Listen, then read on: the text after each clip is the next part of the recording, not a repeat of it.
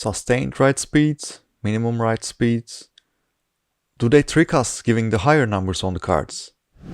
Hey, today we are hunting for CFexpress cards.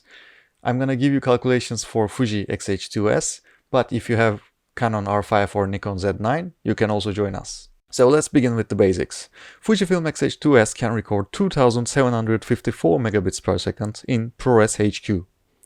So this is the maximum we can get from this camera, I mean internally.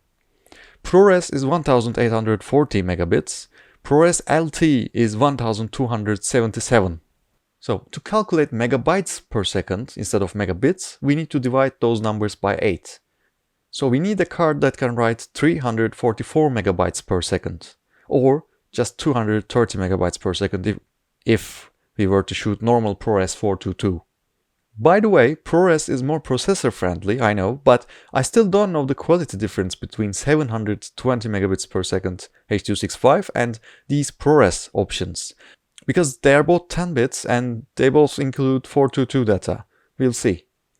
So when you check the memory cards, almost all CFexpress cards claim that their writing speed is 1000 megabytes per second, etc. In theory, they all should work. However, the maximum speed is quite different than the sustained or minimum speed of the card.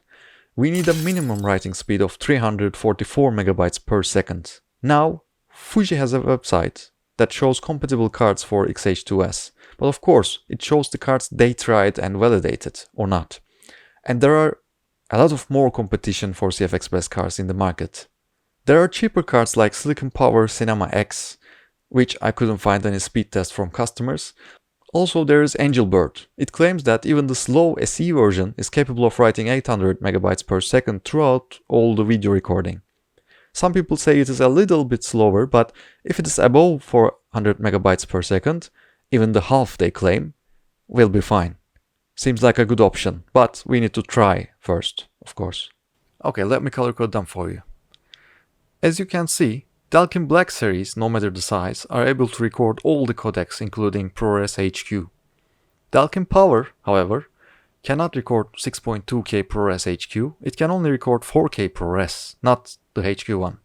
Even though ProGrade Cobalt series can work seamlessly, their Gold series cannot keep up with 6.2K ProRes HQ bitrates. I could verify this checking their website.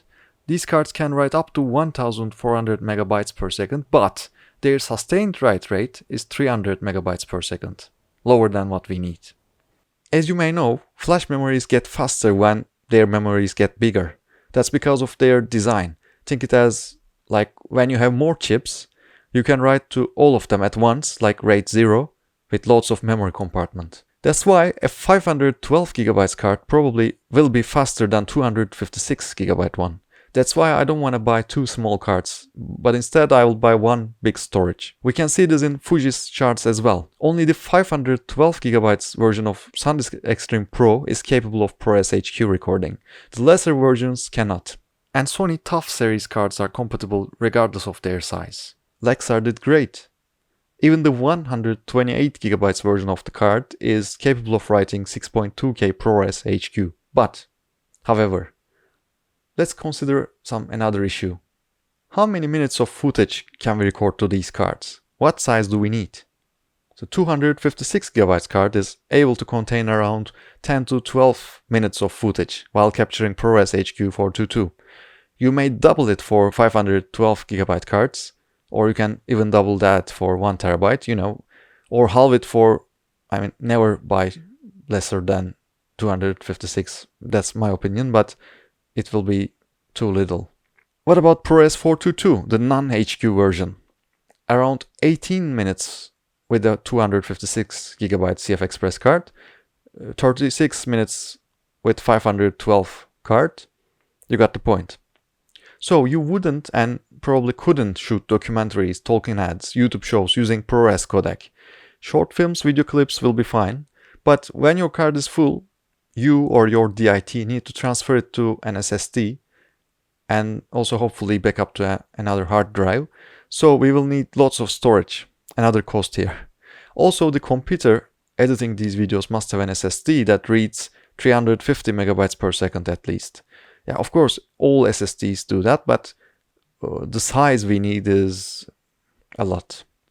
So I think that's it for today. If you liked the video, you know what to do. If you want to hear more from me, you can subscribe. See you in another video. Until then, bye.